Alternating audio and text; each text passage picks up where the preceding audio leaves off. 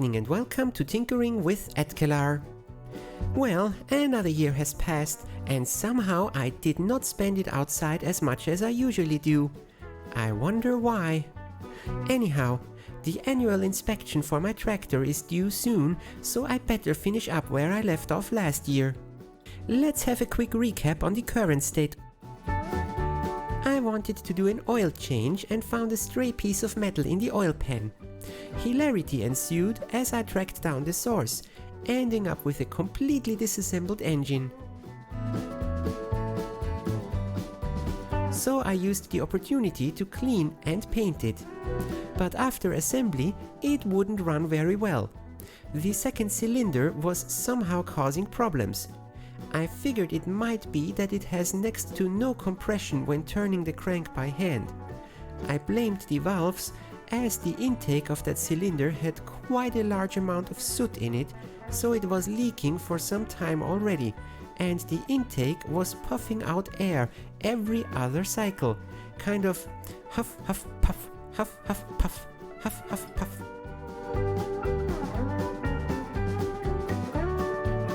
Furthermore, the hydraulic cylinders for the front loader needed some adjustments to make the pins fit again.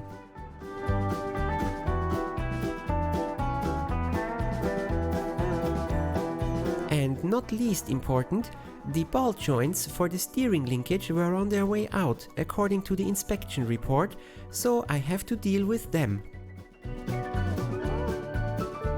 Let's dig into it then. Replacing the valves would at least only require to remove the head and not the entire engine. Draining the coolant first.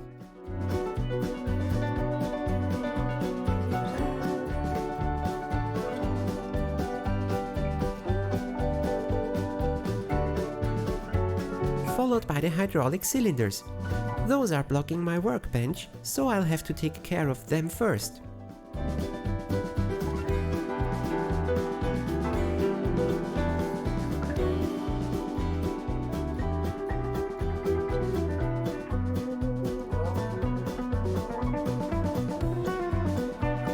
A rather strange design. The rods are so thick because they just float in oil.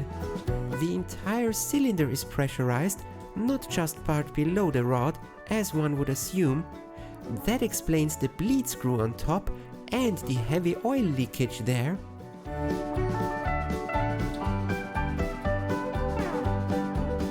I couldn't find any replacement seals for those, so I tried my best to clean and remount them, including the new hoses.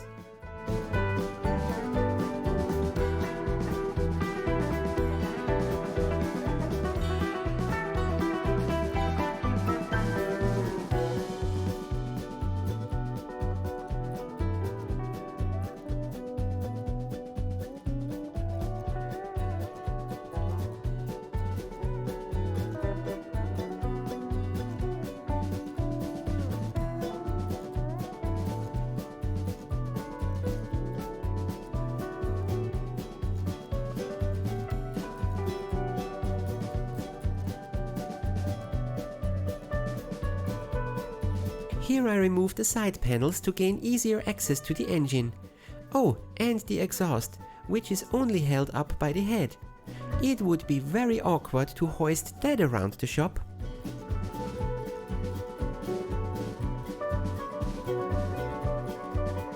To get to the head, I have to remove the air intake, which doubles as a rocker cover and somehow also as a tie-down for the fuel lines. I forgot about the latter one and wonder why it wouldn't move.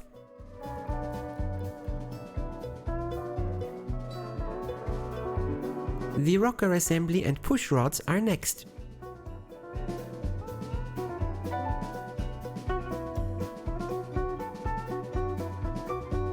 Followed by the headbolts.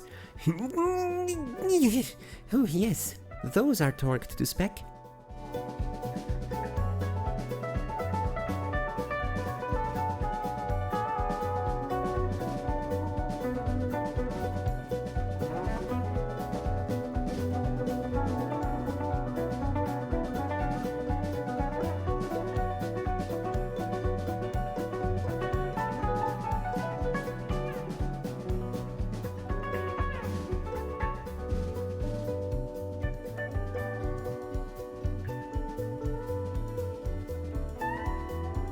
after pulling the head, I saw something rather alarming. The head gasket was soaked. I don't think that's how it should be, especially not next to the cylinder liners. Did something crack in the block? I have to investigate. Another interesting discovery was that the second cylinder was clean. Very clean. As in shiny new metal clean. It is safe to assume that this one never fired after I put the engine together. That would explain the power drop-off in the highest gear and the stuttering idle. Taking a very close look at both the block and the head, I could not find anything that looked even remotely like a crack. So I blamed some dirt on the head gasket during assembly for the coolant issue. A quick check on the oil drain also showed clean oil there, so no water got into the oil path. Good, at least it's a localized problem.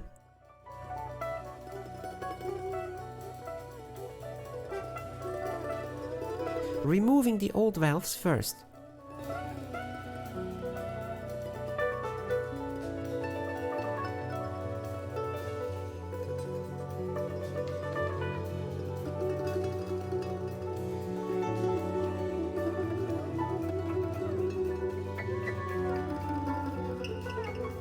Then a new toy, valve seat cutters.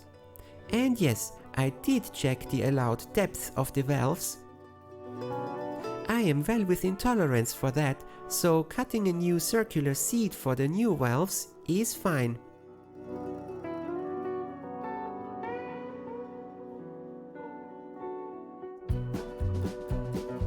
The valve seats are actually stepped, so the cutters have a flat side and an angled side to create a recess.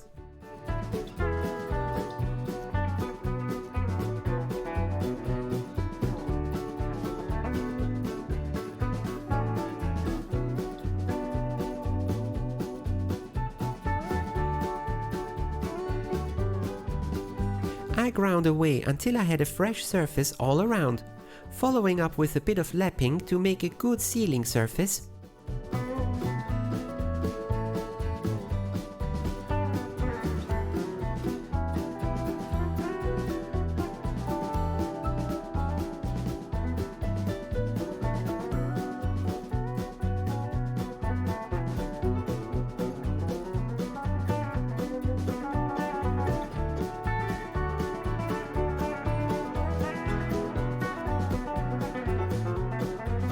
After cleaning and reattaching the valve springs, I put in the new head gasket, making absolutely sure that the mating surfaces are clean and flat.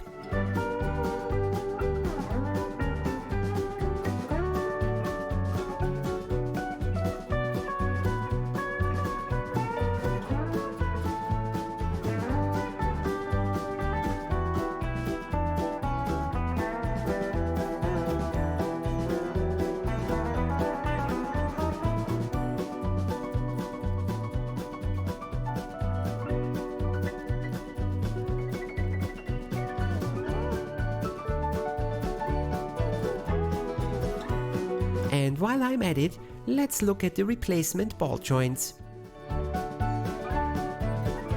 Removing the old ones was a bit of a challenge. These things are fit with a cone to provide a seat that won't wobble, but that also makes it very hard to remove, especially if there is even a tiny amount of rust forming. I tried to use a disc puller. Let's say it didn't end well. I had to get a proper tool for the task, and even that had a hard time with two of the joints.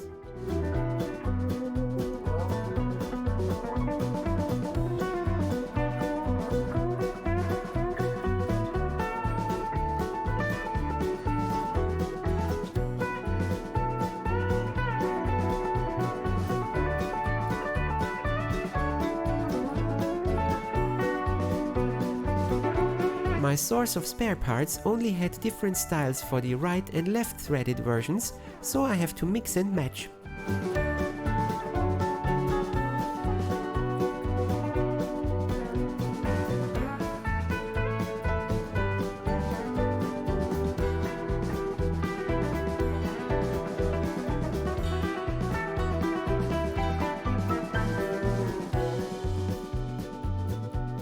I made sure that I didn't move the tires, so the alignment should be good enough if I just reattach the tie rod. This is not a race car after all.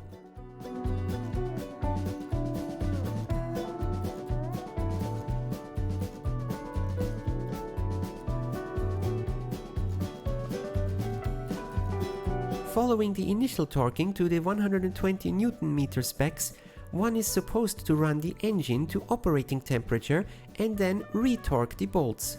So, add a rocker assembly and intake manifold and cross claws.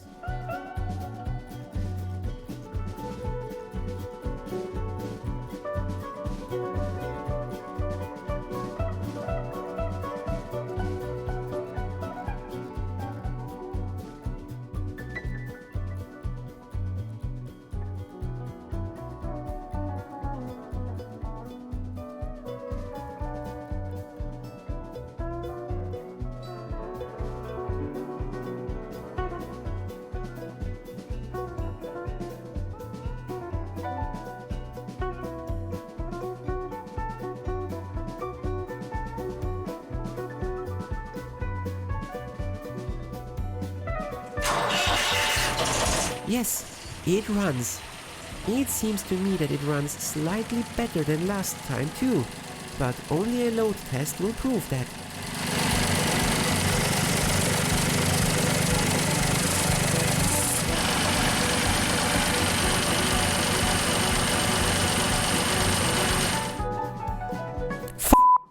There's coolant forming around the head again. Maybe it's a spill from when I filled the radiator? Or the missing second round of torquing? Let's check back tomorrow.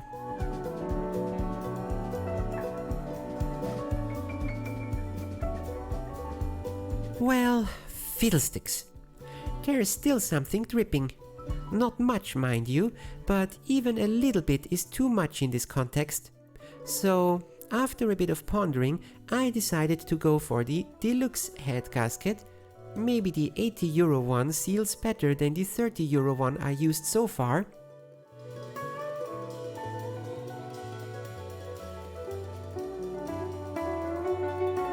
Not going to take any more chances with the head again.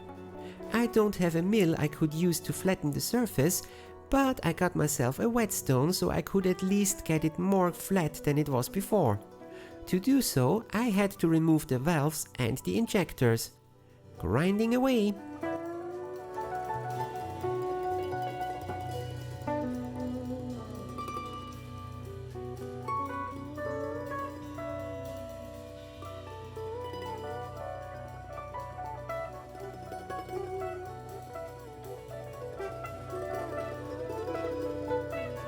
Finally, the expensive gasket arrived, and wait, is that? Son of a bitch! Look at that! The coolant passages are slanted the wrong way on the cheap one. No wonder it's incontinent. According to the website, both gaskets are for the same model engine, as in mine. Humph! Why didn't I realize that sooner, you ask? Well, the coolant channels on the intake side are oddly shaped, but only in the head, not in the block. The block, which is visible when assembling, has nice ovals. Taking out the injectors led to the final discovery of this project. The one on the second cylinder was loose. These injectors come in three main parts: the outer shell, the nozzle, and the type of cap that binds the two elements together. And that cap came loose in the second injector. That means that it was far from leak-proof and never injected anything. And since I'm crazy like that, I got another tool for the job at hand: an injection pressure tester. This device has a small reservoir of diesel fuel and a hand pump with a gauge to check the pressure that opens the nozzle. The service manual calls for 220 bar of pressure. I adjusted all of them evenly.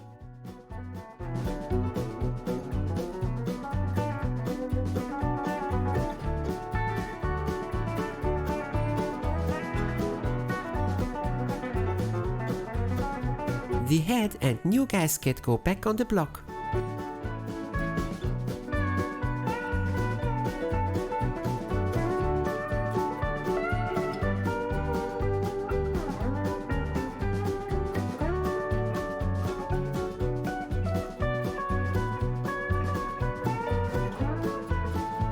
And after fitting the injectors, connecting everything back up again for a trial run.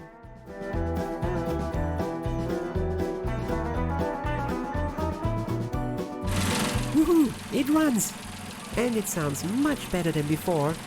And the second exhaust port also gets hot just as soon as the others, making me believe that the cylinder is in fact firing now.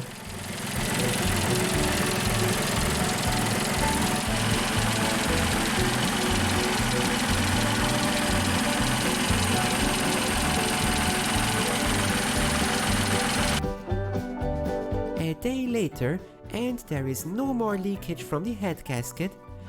Finally!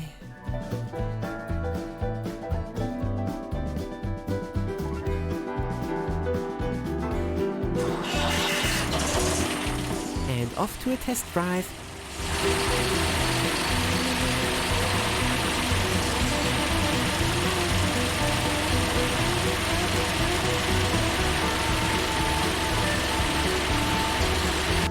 Yes, the engine is delivering power again, even in highest gear when pulling a trailer.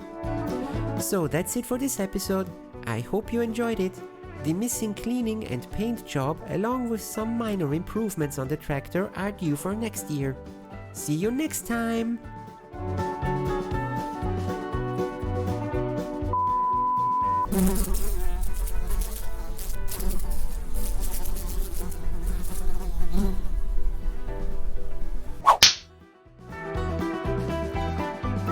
Kind of huff huff puff, puff puff give, puff puff. Oh, sorry, wrong script. Heh.